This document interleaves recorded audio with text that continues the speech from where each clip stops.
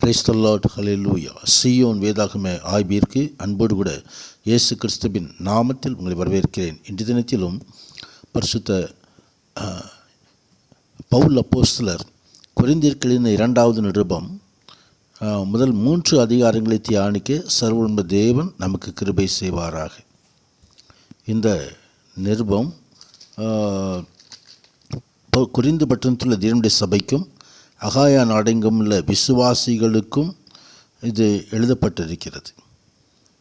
தன்னுடைய 2வது மிஷனரி பிரயாணத்தின் போது கொரிந்தியருடைய சபையை நிறுவிய பவுலும் கொரிந்தியரும் அடிக்கடி சபையில் பிரச்சனைகளை தொடர்பாக அவர்கள் இந்த நிருபங்களை அவர்கள் முக்கியமாக கருதி கொண்டிருந்தார்கள். இந்த நிருபங்களிலே சபையில் காணப்படுகிற பிரச்சனைகளுக்கு தீர்வுகளை குறித்து இந்த நிருபம் தெரிவிக்கிறது. சகல விதமான ஆறுதலின் தேவன் என்பதை இந்த நிருபத்தின் முதல் பகுதியிலே இங்கே அப்போஸ்தலர் கொண்டு வருகிறார். ஆறுதல் என்கிற வார்த்தை அர்த்தம் ஒரு துன்ப நேரத்திலே அவர் பக்கம் நின்று தைரியமூட்டி உதவி செய்வதாகும். தேவன் தன் பிள்ளைகளை ஆறுதல் படுத்தும்படி பரிசுத்த ஆவியானவரை அனுப்பியிருக்கிறார். ஆவியானவர் சகல ஆறுதலின் தேவன், அவர் துணையாளர், தேற்றரவாளன். கர்த்தருக்கு மகிமை உண்டாவதாக. எவ்வளவு கடுமையான துன்பங்கள் வந்தாலும் பரலோக தந்தையின் துன்ப வேளைகளிலே கிறிஸ்துவானவர் நமக்கு ஆறுதலின் தேவனாக இருக்கிறார். கர்த்தருக்கு வசனங்கள் நமக்கு ஆறுதலை தருகிறது. கர்த்தருக்கு மகிமை உண்டாவதாக. ஆம், கிறிஸ்துவோடு கீழ்ப்படிதல் ஐக்கியத்துடன் வாழ்ந்து அவரால் நேசிக்கப்பட்ட ஒரு உண்மையான விசுவாசி ஆபத்து, பயம், நம்பிக்கை இழந்த நிலைமை அடைய வரும்போது அங்கே சகிப்புத்தன்மையோடு அந்த காரியங்களை சந்திக்க வேண்டிய காரியங்களாக இருக்கிறது.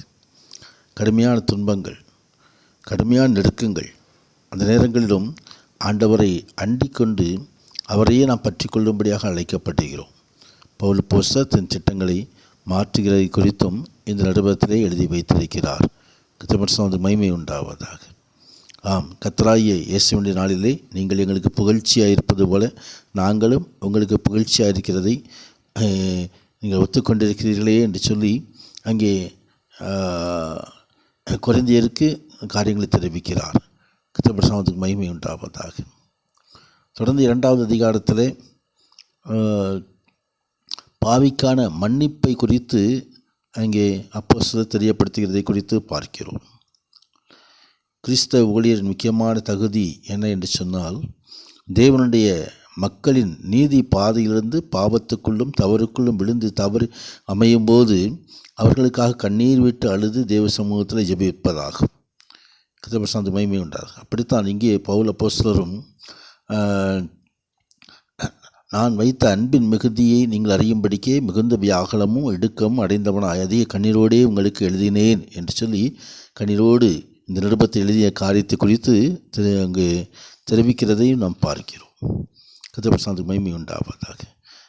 மன்னிக்கின்ற காரியத்தை இங்கே முக்கியத்துவப்படுத்துகிறார். கர்த்தர் மகிமை உண்டாவதாக. எவனுக்கு நீங்கள் மன்னிக்கிறீர்களோ அவனுக்கு நானும் மன்னிக்கிறேன் என்று சொல்லி தனது மன்னிப்பையும் அங்கே தெரியப்படுத்துகிறார். அதே போல் புதிய உடன்படிக்கையின் ஊழியர்களுக்கு ஆண்டவர் தருகிற ஜெயத்தை குறித்து அவர் சொல்லுகிறார். கிறிஸ்துவுக்குள் எப்பொழுதும் எங்களை வெற்றி சிறக்க பண்ணி எல்லா இடங்களிலும் எங்களை கொண்டு அறிகிற அறிவின் வாசனையை வெளிப்படுத்துகிற தேவனுக்கு ஸ்தோத்திரம் என்று சொல்லி கெட்டுப்போர்களுக்குள்ளே மரணத்துக்கு எதுவான மரண வாசனையாகவும் ரட்சிக்கப்படுவர்களுக்குள்ளே ஜீவனுக்கு எதுவான ஜீவ வாசனையாகவும் இருக்கிறோம் என்று அவர் வெளிப்படுத்துகிறதை பார்க்கிறோம். 3வது அதிகாரத்தில் எங்களை நாங்களே மறுபடியும் மெச்சிக்கொள்ள தொடங்குகிறோமோ என்று சொல்லி சிலருக்கு வேண்டியதாக இருக்கிறது போல உங்களுக்கு உபச்சார நிருபங்களை அனுப்பவும் உங்களிடத்தில் உபச்சார நிருபங்களை பெற்றுக்கொள்ளவும் எங்களுக்கு வேண்டியதாக இருக்கிறது என்று சொல்லி சகல மனுஷராலும் அறிந்து வாசிக்கப்பட்டும் இருக்கிற நிருபங்கள் நீங்கள் தானே என்று சொல்லி எழுதப்படுகிறதை குறித்து பார்க்கிறோம். தொடர்ந்து அந்த புதிய உடன்படிக்கையின் மகிமையை குறித்து எழுதுகிறார். கர்த்தர் மகிமை உண்டாவதாக. மோசையின் ஆகமங்கள் வாசிக்கப்படும் போது இந்நாள் வரைக்கும் முக்காடு இடத்தில் இருக்கிறது. அவர்கள் கர்த்தரிடத்தில் மனம் திரும்பும் போது அந்த முக்காடு எடுபடும். கர்த்தரே ஆவியானவர், ஆவியானவர் எங்கே உண்டோ அங்கே விடுதலை உண்டு என்பதை அங்கே அப்போஸ்தலர் தெளிவுபடுத்தியதை குறித்து பார்க்கிறோம். அந்த ஆவியானவரை நாம் பெற்றுக்கொள்வோம், அந்த விடுதலையை நாம் பெற்றுக்கொள்வோம். முன்னதரான தேவன் தர்மையான நாளிலும் மகிமையான ஆசீர்வாதங்களை நமக்கு அருளி செய்வாராக. ஆமேன், ஆமேன்.